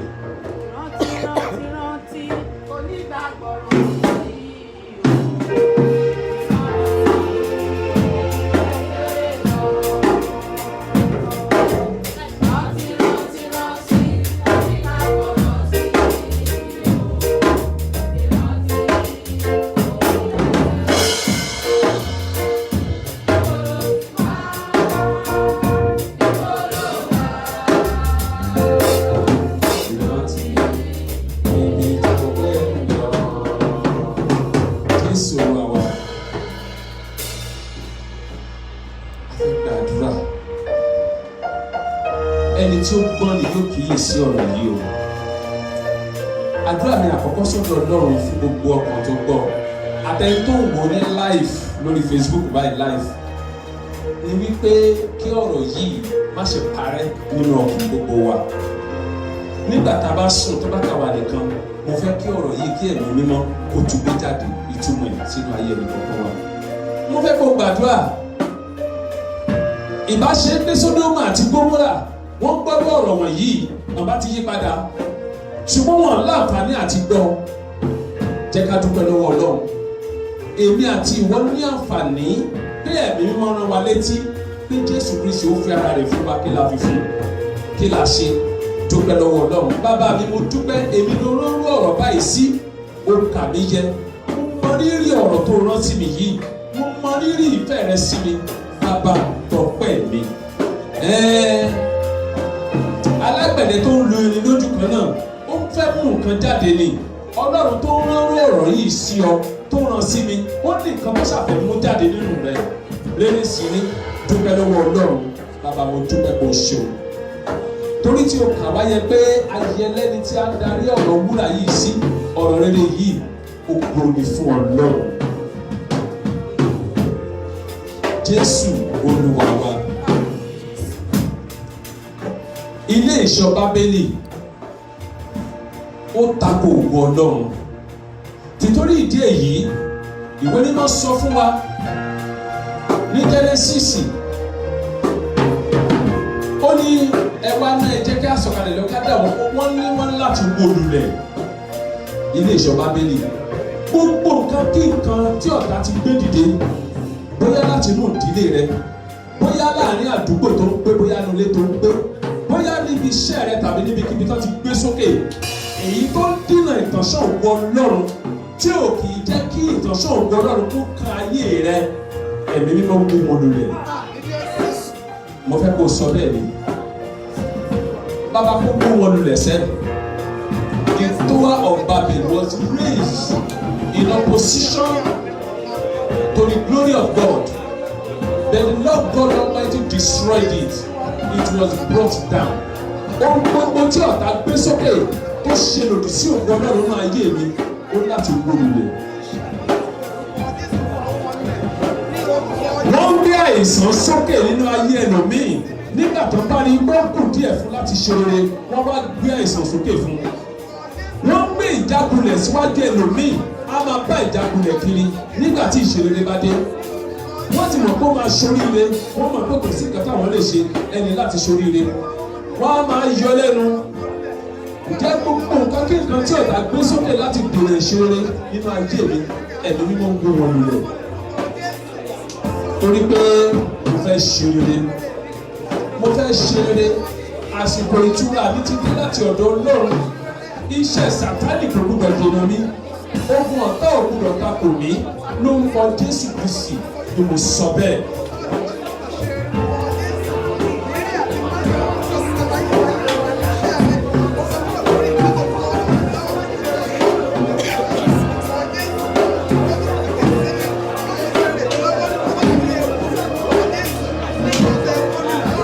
Jésù Olúwa wa, ìwé mímọ́ sọ fún wa pé ó ní pẹ̀lú Ọlọ́run mi, èmi súré la inú ogun lọ. Ilé ayé ogun ni. Ẹnìkan tiẹ̀ sọ wípé ìbáṣepọ̀ òun mọ̀ pé ilé ayé ogun ni, òun bá ti gbé ìbọn àkàràbá, gbogbo àdá, gbogbo òun bá ti gbé dání. Ṣùgbọ́n ogun ayé kì í ṣe níta fi ìbọn jà. Àjẹ́ tí ń pani jẹ fún ìrẹ́jẹ̀ lẹ́nu ẹ̀. O ò lè púfù ẹ̀ ní kóòtù pé lágbájá báyìí ló pa àbúrò ẹ̀ jẹ tàbí ló pa ẹ̀ jẹ tàbí ló pa lágbájá jẹ. Ṣùgbọ́n kóòtù kan wà tó ní agbára.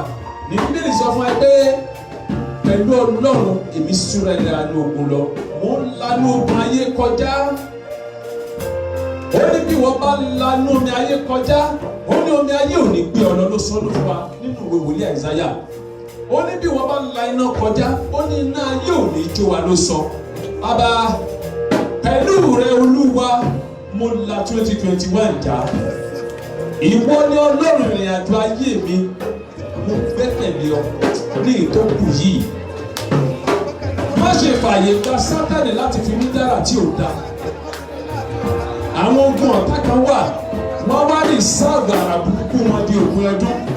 wọ́n ní òpin ọdún la máa frustrate lágbájá nígbà yẹn la máa ṣe báyìí ní títì wọ́n lè sọ pé December oṣù kan tó le ni rárá o gbogbo ọjọ́ ni ti Ọlọ́run ọ̀gá ògo ayé ò ní kíní dára tí ò dáa torí pé Ọlọ́run mi kò ní dáa torí náà Olúwa mi pẹ̀lú rẹ kò sóre láì òkú lọ pẹ̀lú mi Olúwa kò sì gbé ọwọ́ mi sókè ọ̀tá ò gbọdọ̀ yọ̀ mí Sátánì ò gbọdọ̀ ṣògo lórí ayé mi báyìí àwọn ẹlẹ́gàn mọ́ Olúwa kò dójú tì mọ́ gbogbo tó dúró gẹ́gẹ́ bí ẹ̀gàn lórí ayé mi òkú kó dé bá wọn náà lórúkọ Jésù Kristi bàbá lópin ọdún mo fẹ́ fi ẹyin yangàn mo fẹ́ jẹ́ kí ará àdúgbò mi mọ̀ pé mo mọ̀ ọ́ mo fẹ́ jẹ́ kí àwọn ènìyàn mi mọ̀ pé mo gbọ́ ọ̀tán mo fẹ́ jẹ́ kó mọ̀ pé ìwọ ni Ọlọ́run tí ó fẹ́ mi Olúwa mo fẹ́ fi ẹyin yangàn ohun tí wọ́n fi ẹyin yangàn lé lórí bàbá ṣe fún mi kọ́ bí ìkó tó kọjá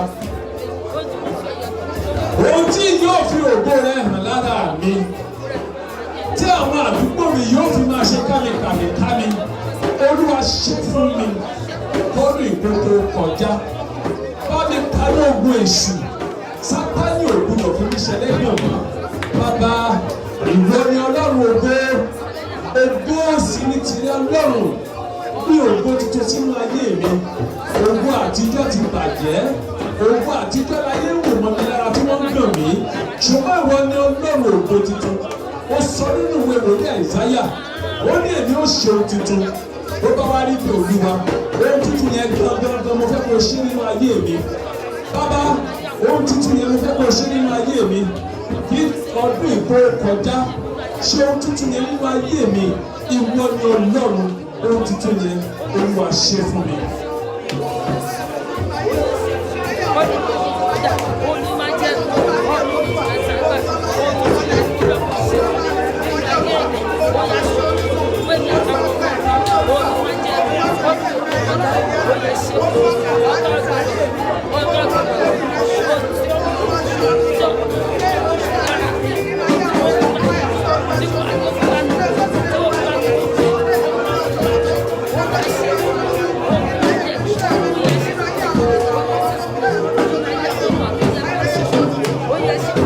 Jésù Olúwa wa ìwé mímọ́ sọ lónírúurú ó ní ìtẹ́ ògo wà ìtẹ́ àánú wà pẹ̀lú ìtẹ́ ìdájọ́ sì ń bẹ Ọlọ́run mú ọ̀rọ̀ mi kúrò lórí ìtẹ́ ìdájọ́ mú lọ sí ìtẹ́ àánú torí pé kí ni àánú a máa ṣògo lórí ìdájọ́ ayé ló fi mí sùn Sátánì ló fi mí sùn káàkiri ọ̀rọ̀ mi orí ìtẹ́ àánú bàbá pa mo lọ síbẹ̀ mo lọ sórí ìtẹ́ àánú àtòrí ìtẹ́ ògo ẹ má mú ọ̀rọ̀ mi lọ sórí ìtẹ́ ìdájọ́ òun ló fi sọ́dún ìwé mímọ́ má ṣe bá ọmọ ọ̀dọ̀ rẹ lọ sínú ìdájọ́ Olúwa orí ìtẹ́ àánú bàbá yanjú ọ̀rọ̀ mi ìtẹ́ àánú rẹ Olúwa fífi ọ̀rọ̀ mi wò Ọlọ́run ọ̀gá ògo jùlọ ayé mi ń fẹ́ àánú ayé mi ń fẹ́ àánú ayé mi ń fẹ́ àánú kì í ṣe gbogbo nǹkan lówó lè ṣe èèyàn lè lówó kó bá lálàáfíà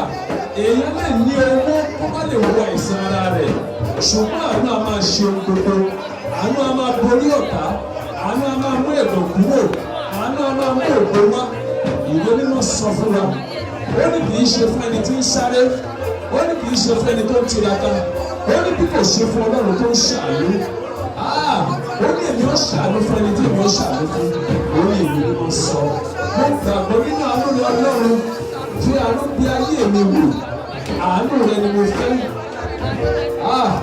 Olúwa ṣàánú fún mi àánú ló lè gba kùdìẹ̀kudì ayé mi bí mo ti wà bí mo ti mọ àánú àsìkò mi àánú ni mo fẹ́ àánú ní gbé káyáká sọ́kẹ̀ láti ní olùkẹ́ rẹ̀ sórí àpáta bàbá fẹ́ àánú rẹ gbé mi lọ sí ibi gíga kì í ṣe pé sàtífíkẹ́tì ló wọ́ tiẹ̀ kì í ṣe pé ìwà mi ló wọ́ tiẹ̀ ṣùgbọ́n torí àánú rẹ Olúwa gbé mi lọ sí ibi gíga mo fẹ́ lọ sí ibi gíga gbé mi lọ sí ibi gíga ayé yìí mo fẹ́ fi ọyàn gàn mo fẹ́ kí àwọn ẹlẹ́gbọ̀n náà wí pé ìwọ ni Ọlọ́run nínú ayé mi ayé ń gàn mí ayé ń fi àìlera mi gàn mí ayé ń fi àìlówó mi gàn mí ayé ń fi àìlọ́lá mi gàn mí àwọn ènìyàn ń gàn mí gbogbo ẹ̀gbọ́n yìí ló ṣubú sí mi lára Olúwa.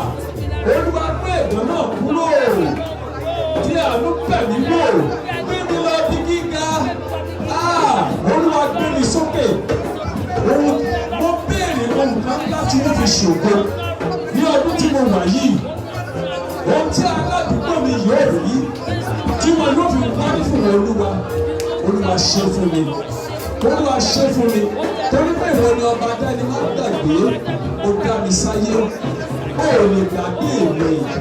Mo képe Olúwa lónìí. Bọ́ọ̀ mi kò sì dá mi lónìí.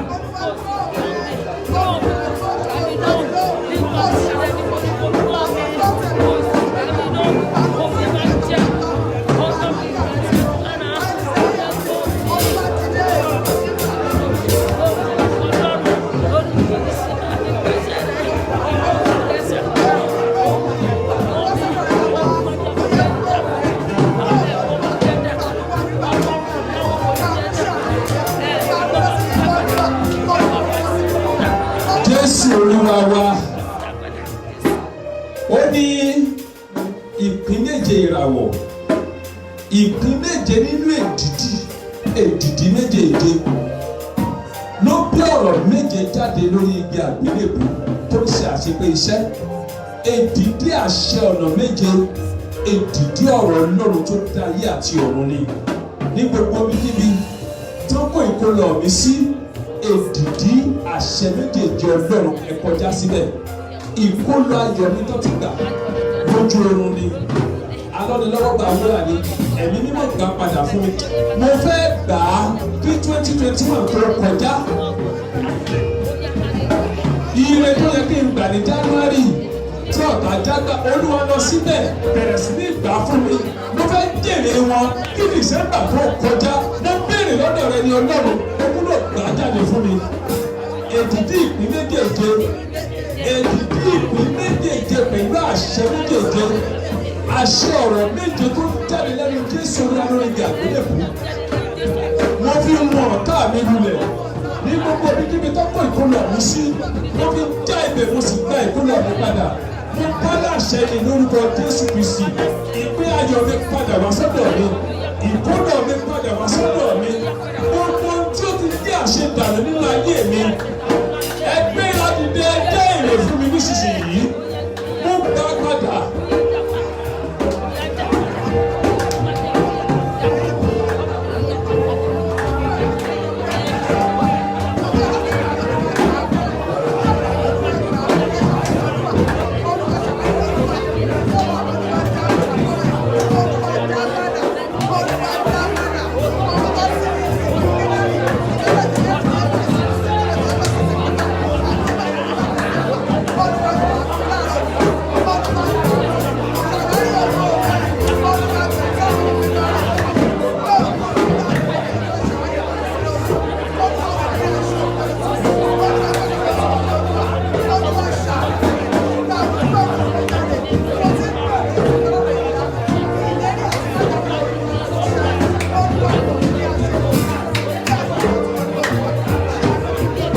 Olúwa wa, ìwé mímọ́ sọ fún wa nínú ìwé ìfihàn, ó ní ẹnubodè méjìlá ló wọnú ìtẹ́ ògo. Ẹnubodè méjìlá ló wọnú ìtẹ́ ògo. Àṣẹ kan bẹ fún méjìlá. Àṣẹ náà ló wo obìnrin onísun ẹ̀jẹ̀ ọdún méjìlá sàn. Ọmọ Jáírù ọdún méjìlá ni. Àṣẹ yìí náà ló wò ó, ló jí dìde tó sì di alààyè padà. Àṣẹ náà la fi gbé gbogbo oṣù méjèèjì láti ń bẹ nínú ayé yìí kalẹ̀. Àṣẹ yìí kan náà ló ní àwọn àpọ́stélì méjìlá.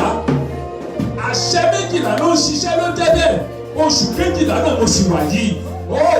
Àṣẹ àṣepé, àṣẹ àṣeyè tí mo ní wọnú ògo, téèyàn fi ń gbé nínú ògo, tó fi ń sinmi nínú ògo, tí oògùn títà fún bọ́ sọ́tẹ̀ níbi dáradára. Àṣẹ òkú méjìlá ṣiṣẹ́ agbára nínú oṣù méjìlá tí mo wà yìí. Àṣẹ òkú méjìlá yìí sẹ́, àníkó ṣiṣẹ́ agbára lórúkọ Jésù Kristi nínú oṣù méjìlá tí mo wà yìí. Òkú Ọlọ́run kò fọ̀ jáde, ó láti fọ̀ nínú ayé mi ni. Mi ò gbọdọ̀ wà bákan náà mọ́ àwọn àlàkàlà òkú gbúdọ̀ tó bá wọn àwọn ogun àṣetì ó gbúdọ̀ parẹ́ ogun òṣì àti ìpọ́njú òkú pípa yín lónìí àṣẹ méjìlá yìí ló ṣẹ́gun ìdààmú obìnrin oníṣun ẹ̀jẹ̀ ọdún 12 àṣẹ méjìlá yìí ló jẹ́ ọmọ Lásárù ọmọ Jáírù ọdún 12 ló jí dìde àṣẹ ìpè méjìlá yìí kó ṣiṣẹ́ agbára ní ayé mi ní oṣù 12 tí mo wà yìí oṣù 12 ni mo wà yìí o mo fẹ́ 12 ló wọnú ilé òkú àṣẹ ni àṣẹ méjìlá yìí ló ní àwọn àpọ́stélì méjìlá ti Jésù Kristi àṣẹ ti méjìlá yìí ṣiṣẹ́ agbára nínú ayé mi ní oṣù 12 tí mo wà yìí bàbá ló ṣẹlẹ̀ dìde.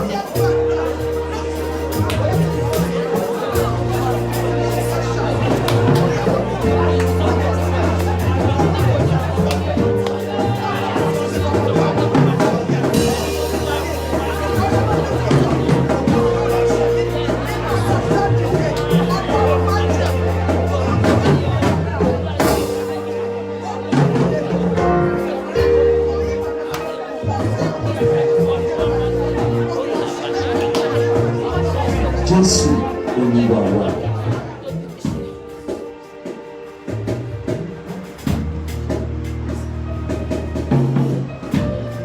Níwájú ìtẹ́ Olúwa, a pè àwọn ẹ̀mí Ọlọ́run síwájú ìtẹ́ rẹ̀. Wọ́n dúró níwájú ìtẹ́ Olúwa. Ìwé náà sọ fún wa pé méje ni wọ́n. Méje. Dúró bẹ́ẹ̀. Bóde méjèèjìlá tó wọnú ìtẹ́ ògo gbogbo ẹ̀ la fi ẹ̀ṣọ́ ṣọ́ nínú àwọn ọ̀run. Oṣù kìíní títí dé oṣù kejìlá oṣù 12 la fi ń darí gbogbo ayé. Téèyàn bá máa ṣoríire láyé ìkan nínú àwọn oṣù 12 yìí ni àbí bẹ́ẹ̀ kọ́. Láàárín ọ̀sẹ̀ kan 7 la fi sínú ọ̀sẹ̀ àbí ẹ̀mí 7 la fi ń rúlù gbogbo ọ̀sẹ̀ gbogbo ọjọ́ ta ní láyé yìí wọn ju 7 lọ 7 ni gbogbo ọjọ́ gbogbo oṣù tó sì ń darí gbogbo ọdún 12 ni wọ́n. Mi ìfẹ́ lọ sínú gbogbo àwọn àṣẹ wọ̀nyí lónìí ṣùgbọ́n a ti lò fún gbàdúrà gbogbo ọ̀rọ̀ tí Jésù Olúwa sọ lórí igi àgbélébùú 7 ni tó parí gbogbo iṣẹ́ tó lè ṣe ó sọ 7 yẹn pé látọmọ ọdún 12 ni Jésù Kristi kọ́kọ́ bẹ̀rẹ̀ sí ní fọ́n jáde ní tẹ́ḿpìlì. Bó bá kíyèsí lóòótọ́ obìnrin oníṣun ẹ̀jẹ̀ ọdún 12 ni ọmọ Jáírù tí a jí dìde ọdún 12 ni àwọn àpọ́stélì tó yàn kò yan 10 kò yan 5 kò yan 7 ṣùgbọ́n 12 ni láti lè mánu gbogbo ẹnu bodè tó wọnú ìtẹ́ ògo. Àwọn àṣẹ kan pamọ́ nínú àwọn nǹkan kan àṣẹ kọ̀ọ̀kan níbi tí a túmọ̀ ẹ̀ sí ó dẹ̀ níbi tó ń darí sí. 40 ọdún náà 40 ọjọ́ 40 ọjọ́ ni Mósè ló gorí òkè 40 ọ̀sán àti 40 òru ló lò. Èlíjà tó náà lo agbára 40 ọ̀sán 40 òru ni. Jésù Olúwa pàápàá tó náà lo agbára ó lo 40 ọ̀sán àti 40 òru. Àwọn nọ́mbàsì kan associate ẹ̀ mọ́ power. Nọ́mbàsì míì wà tá associate ẹ̀ mọ́ holiness àti bẹ́ẹ̀ bẹ́ẹ̀ lọ. Nígbà tí Jésù Olúwa jíǹde ó lò dídí 40 ọjọ́ kó tó gòkè lọ sọ́run. wọ́n á fi parí gbogbo àdúrà yìí.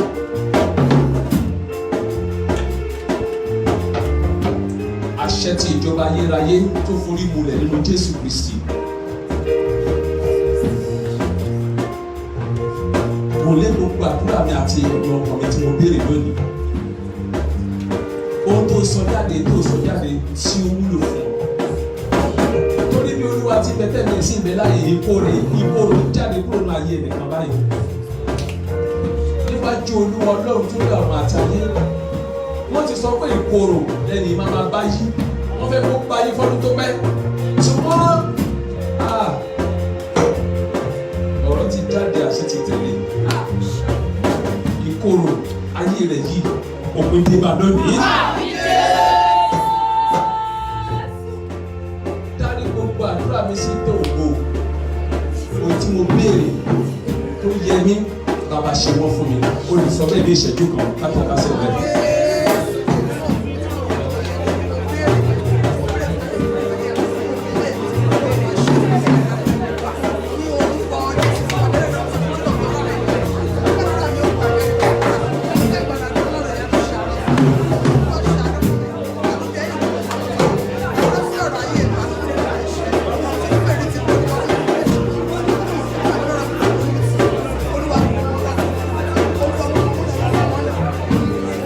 Jésù Olúwa wa.